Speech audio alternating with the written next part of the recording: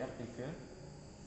Langkah pertama adalah baca dulu instruksi. Setelah baca instruksi, persiapan alat.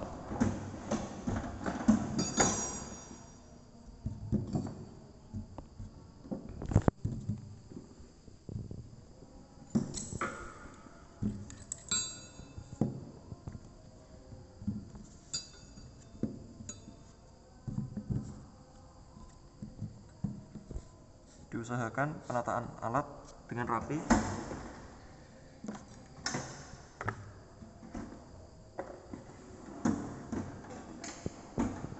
Setelah itu pasang pelindung kendaraan.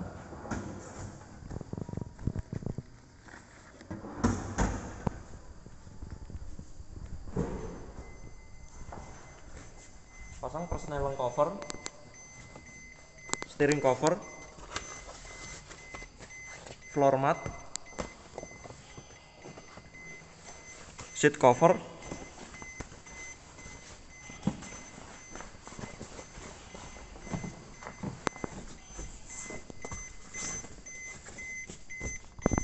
buka kap mesin dan pasang fender cover.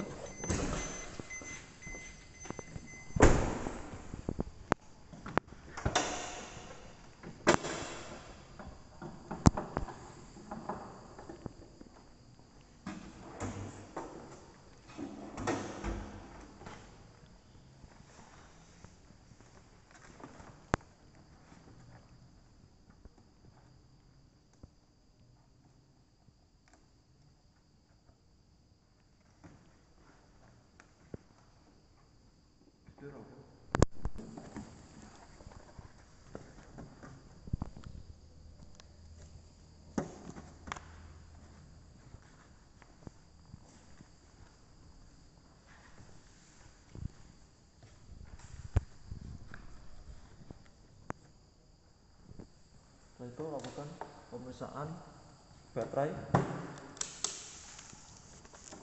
pemeriksaan tegangan baterai.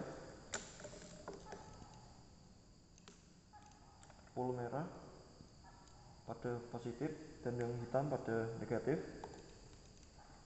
Pemeriksaan tegangan, hasil pemeriksaan 12 volt. Pemeriksaan kualitas baterai ada pada posisi merah atau replace, berarti harus diganti. Diusahakan saat menekan tuas ini atau menggerakkannya sebentar saja, karena sistemnya di sini cuma di shotgun.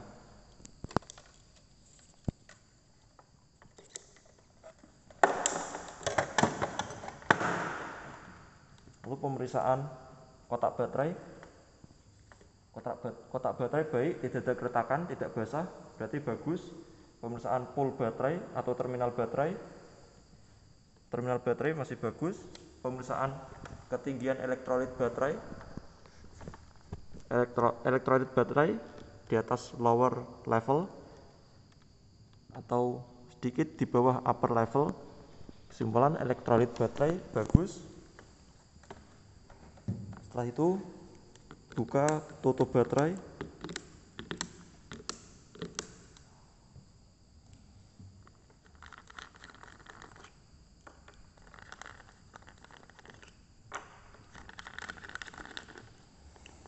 Pemeriksaan tutup baterai secara visual.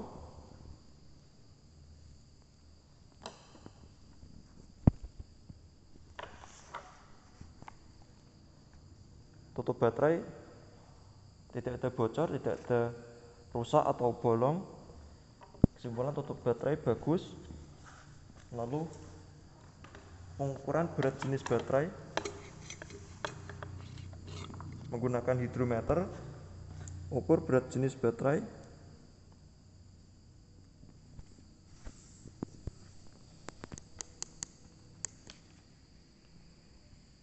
Berat jenis baterai 1,22 atau pada posisi merah berarti jelek. Setelah pengukuran berat jenis baterai, ulangi pada lubang 2, 3, 4 dan seterusnya. Lalu jika sudah selesai, tulis pada report sheet.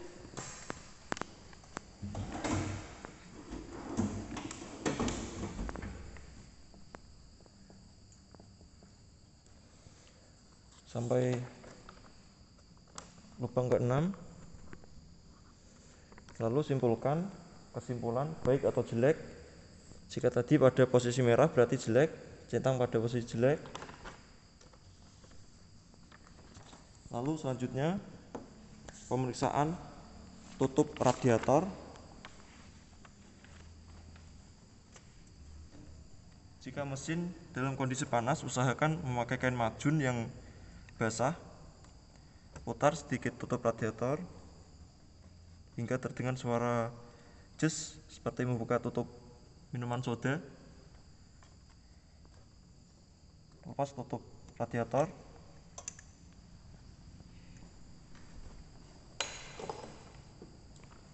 Pemeriksaan tutup radiator menggunakan radiator cap tester.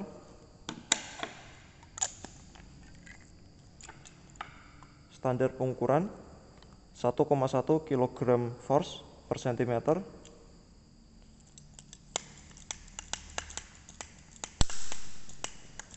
Hasil ukur, jika pengukuran tepat pada 1,1 berarti tutup baterai bagus. Jika kurang dari 1,1 berarti bisa disimpulkan bahwa tutup radiator jelek.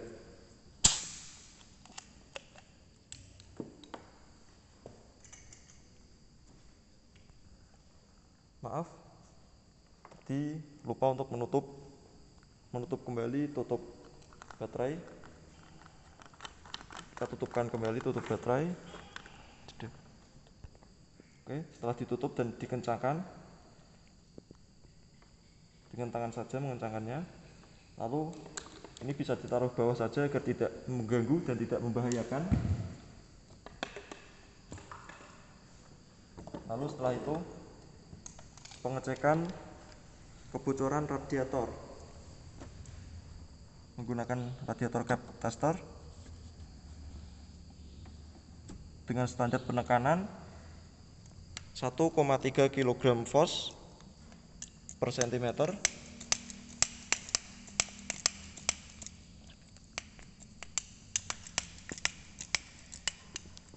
Setelah sesuai penekanan, periksa kebocoran radiator dan selang-selang radiator. Hasil pemeriksaan kebocoran radiator tidak ada. Pemeriksaan kebocoran selang radiator pada selang yang bawah juga.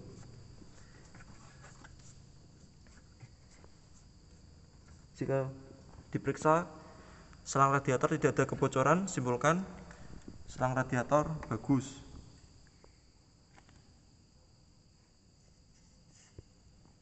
Lepas radiator cap tester.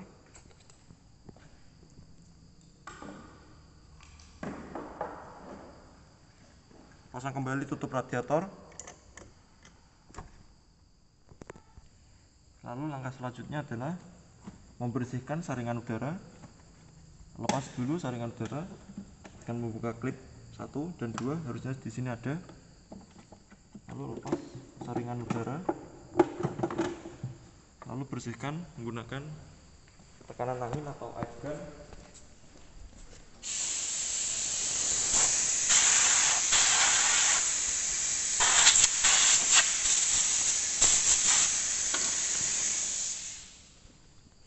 Lalu jika sudah dibersihkan, letakkan dulu filter udara di meja. Lalu lepas saluran masuk udara atau rumah filter udara menggunakan kunci T ukuran 10.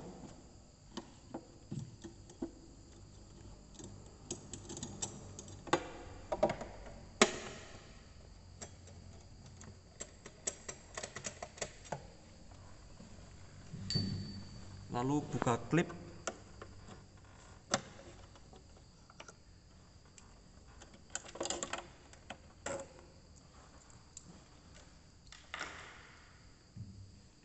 Setelah itu lepas rumah filter udara. lepas klip kabel yang di sini.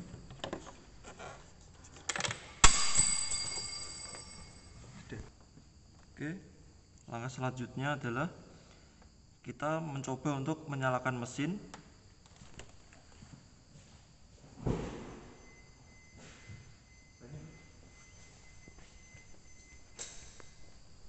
Saat posisi on, lampu dashboard menyala dan engine check juga masih menyala. Untuk sementara bisa disimpulkan kondisi normal. Lalu kita coba untuk starter mobil.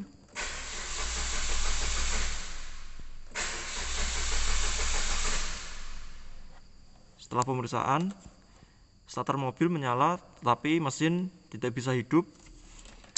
Kita matikan saja posisi off. Lalu langkah pemeriksaan.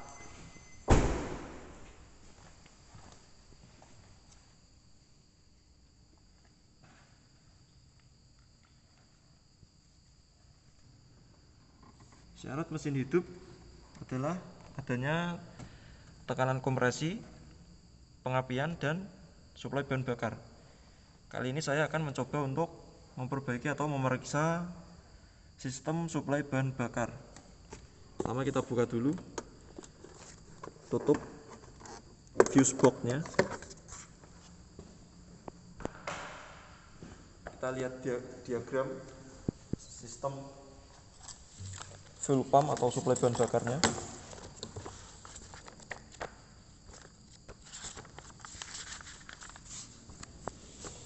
Di sini untuk pemeriksaan pertama sesuai langkah kerja. Di sini saya akan memeriksa sekring igi coil. Untuk posisi sekring igi coil bisa dilihat di buku.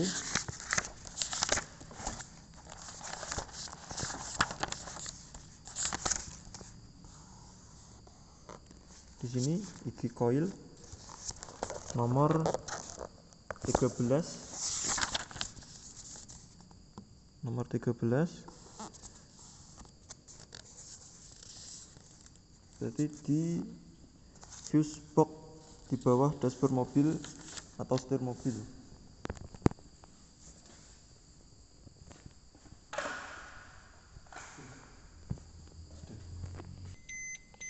Untuk fuse igi coil bisa kita periksa pada fuse box di dalam kabin mobil atau di bawah setir.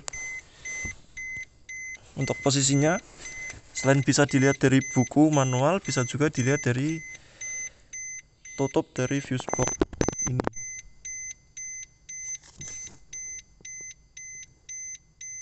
Oke, langsung saja lepas fuse igi coil untuk pemeriksaan. Pastikan kunci kontak off.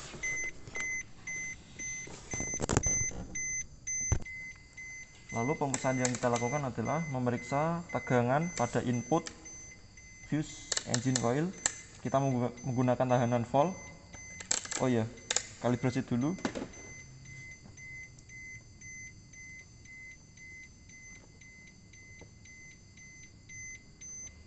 Oke, sudah terkalibrasi. Posisikan pada volt posisi 50. Lalu kunci kontak on. Periksa tegangan pada input fuse igi coil.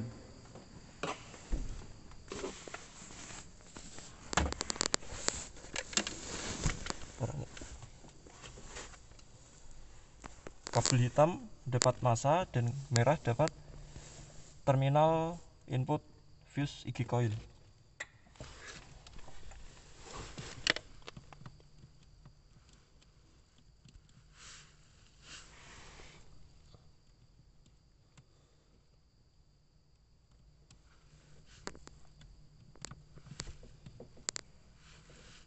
Oke, setelah diperiksa terminal igi coil ada tegangan, kesimpulan input terminal igi coil bagus. Lalu selanjutnya pemeriksaan hubungan fuse atau pemeriksaan kontinuitas fuse. Posisikan pada ohm 1 kali 1, lalu kita periksa fuse. Hasil pemeriksaan ternyata fuse ada hubungan, kesimpulannya fuse bagus. Lalu pasang kembali fuse IG coil. Setelah fuse IG coil, komponen selanjutnya yang akan saya periksa adalah sekring FI atau sekring injeksi di sini. Lalu posisi komponennya.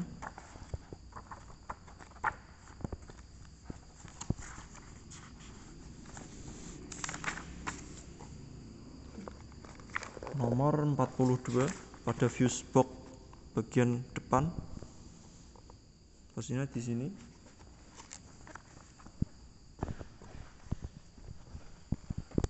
Atau bisa juga dilihat dari tutup fuse box-nya. Di sini. Berarti ini. Lalu kita lepas.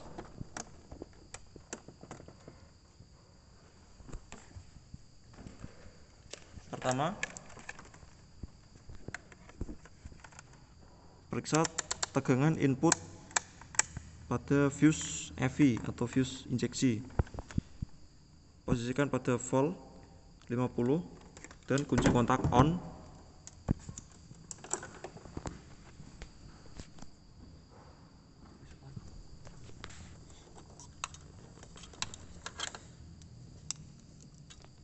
Lalu kabel hitam mendapat negatif baterai dan yang merah pada dua terminal input fuse FI.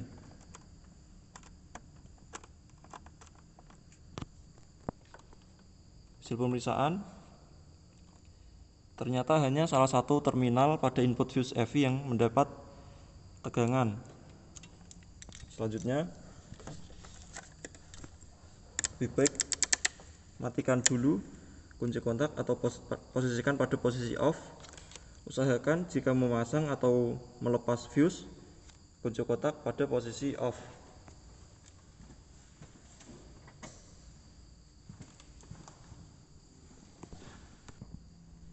Oke, selanjutnya pemeriksaan hubungan fuse FI menggunakan ohm kali 1. Kita periksa hubungan fuse.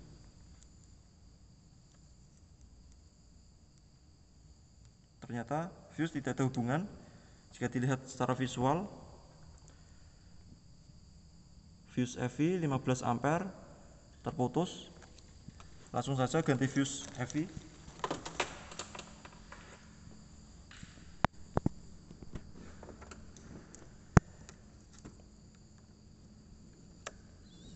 Fuse FI kita ganti. Sebelum memasang fuse FI yang baru, lebih baik periksa dulu keadaan fuse atau kontinuitas fuse. Oke, fuse bagus. Kita pasang dahulu fuse.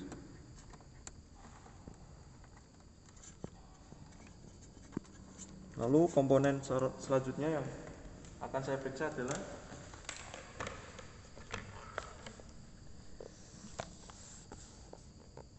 dari nomor 4 fuse FI, lalu nomor 5 ini ada relay utama atau relay FI atau main relay.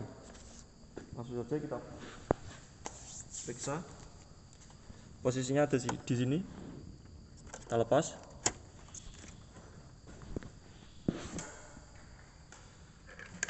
Yang pertama seperti tadi, memeriksa tegangan input main relay, memposisikan tegangan pada volt pada 50. Lalu jika memeriksa tegangan, kunci kontak pada posisi on.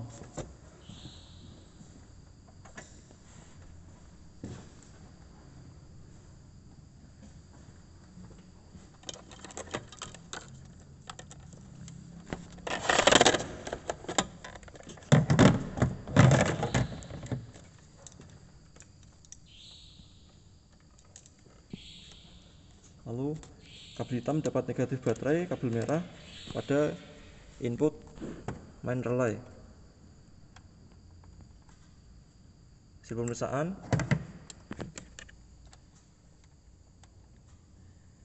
kedua terminal input main relay ada hubungan, kesimpulan bagus. Lalu off-kan dulu kunci kontak.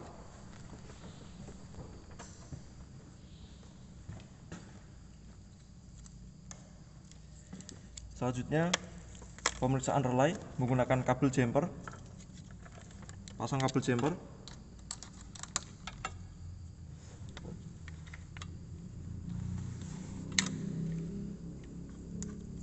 Pasang pada kumparan relay.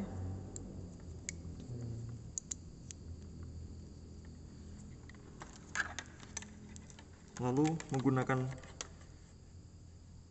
ohm kali 1 periksa hubungan relay. Saat terhubung dengan tegangan baterai relay harus ada tegangan atau hubungan. Hasil pemeriksaan relay tidak ada tegangan. Kesimpulan main relay jelek, ganti main relay.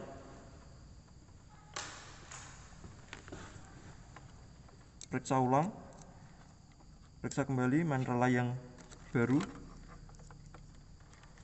Saat ada tegangan baterai ada hubungan, kesimpulan bagus. Saat tidak ada tegangan baterai atau tidak terhubung dengan tegangan baterai, diperiksa harus tidak ada hubungan, kesimpulan main relay bagus. Selanjutnya pasang main relay.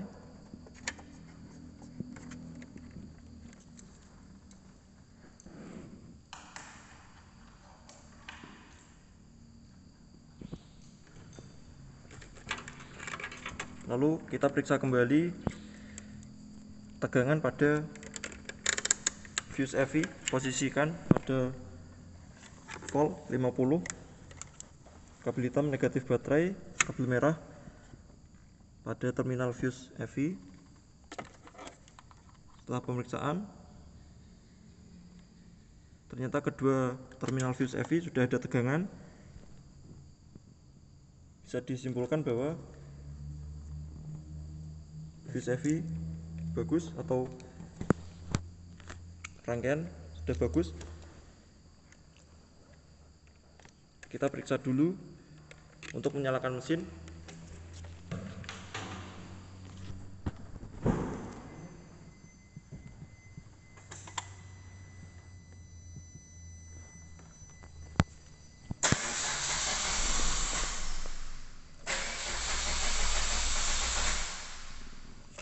Ternyata mesin masih belum bisa menyala. Selanjutnya saya akan mengecek komponen yang saya akan cek adalah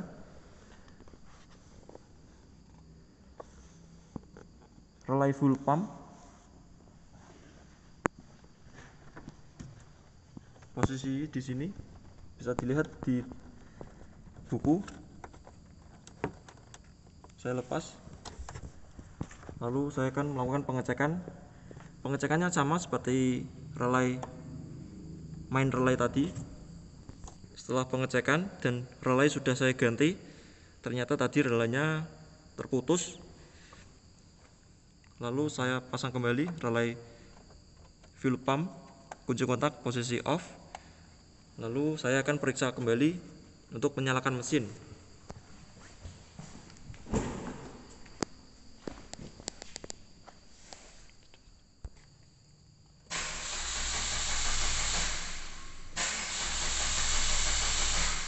Ternyata setelah saya coba mesin masih belum bisa menyala. Selanjutnya untuk mempermudah pekerjaan, saat posisi kunci kontak on, jika engine check sudah bisa menyala, kita bisa menggunakan alat scanner. Langsung saja kita gunakan scanner. Pertama, pasang OBD pada soket yang berada pada bawah dashboard mobil, kemudi atau bawah setir. Di sini kita pasang.